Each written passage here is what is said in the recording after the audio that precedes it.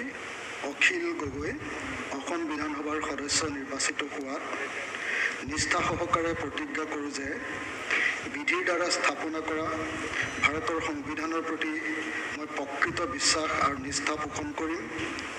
মই ভাৰতৰ প্ৰভুত্ব আৰু অখণ্ডতা অক্ষুণ্ণ ৰাখিম আৰু মই গ্ৰহণ কৰিব ধৰা কৰ্তব্য আৰু শ্ৰদ্ধাপূৰ্বক নিৰ্বহন কৰিম।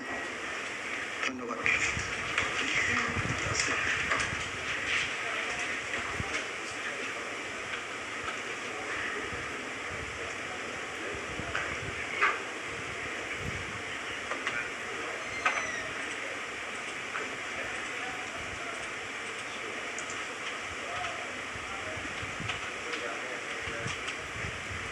I now request Sri Aminul Islam Muhammad, Honorable